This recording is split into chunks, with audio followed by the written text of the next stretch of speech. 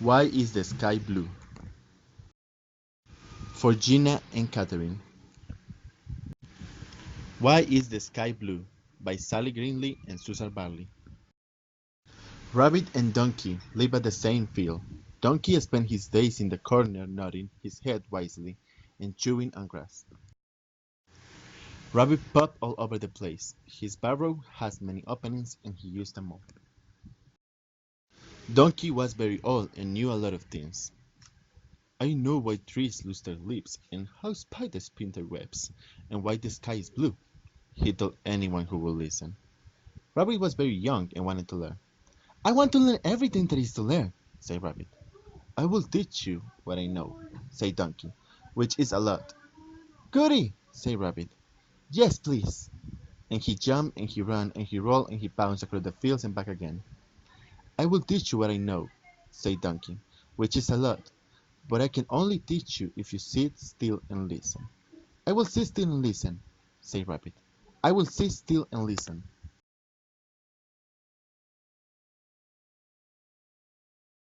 Donkey began. I am going to tell you why the sky is blue. Goody, said Rabbit.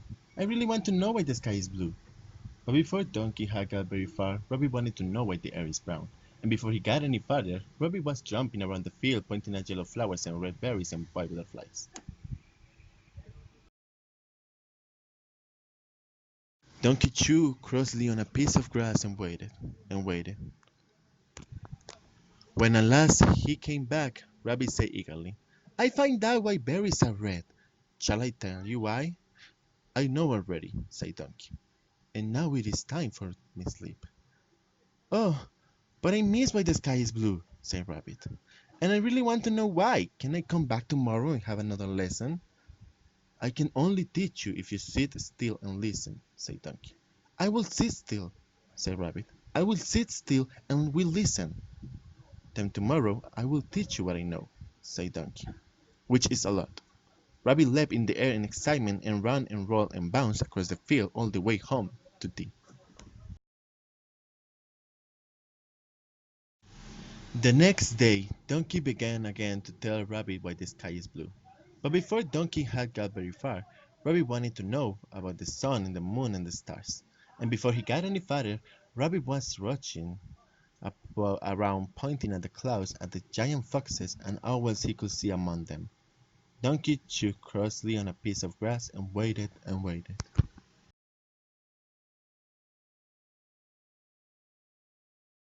When at last he came back, Rabbit said eagerly, Sometimes you can see the moon even when the sun is out. I know that, said Donkey, and now it's time for my sleep. Oh, but I miss why the sky is blue, again, said Rabbit, and I really want to know why. Can I come back tomorrow and have another lesson? One last time, said Donkey, but I can only teach you if you sit still and listen. I will sit still, said Rabbit. I will sit still and listen. Then I will teach you what I know, said Donkey, which is a lot. Rabbit leapt at the air in excitement, and ran, and rolled, and bounced across the field all the way home to tea.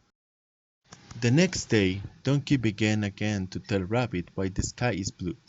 But before he had got very far, Rabbit wanted to know why the birds could fly and he couldn't.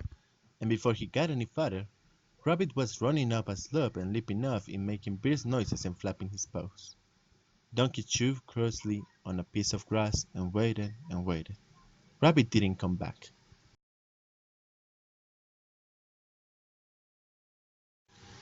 Donkey settled down for his sleep, then he looked across the field. He couldn't see Rabbit anywhere. He began to worry. He's young, he said to himself. He might have got into trouble. I better go and find him. He set off slowly across the field. After a few steps he came to a clump of yellow flowers. He looked amongst them for Rabbit. Rabbit wasn't there, but he watched the bees collecting pollen from the flower heads. It sticks to their legs, said he to himself. I never noticed that before.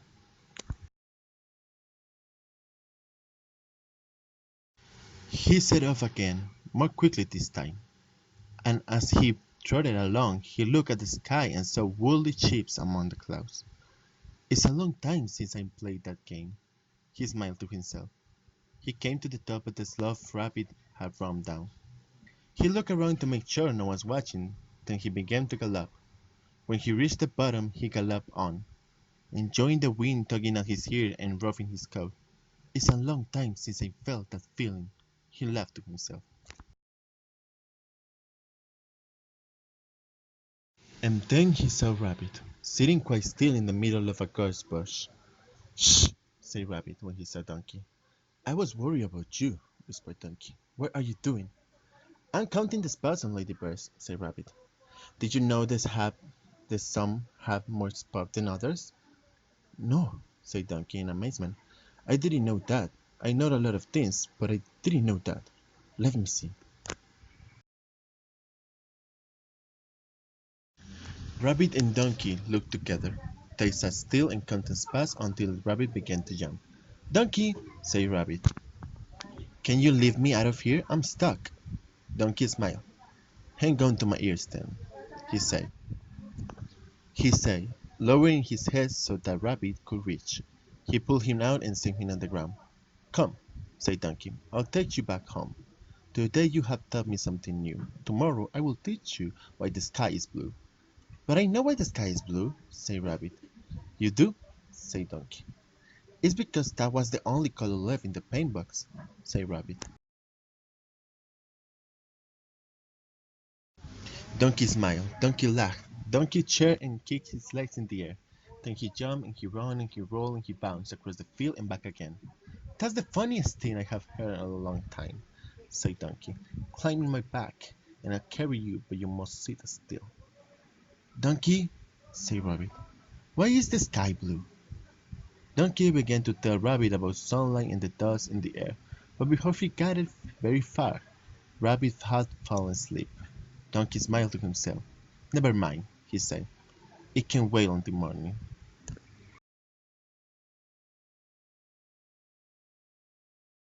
The end.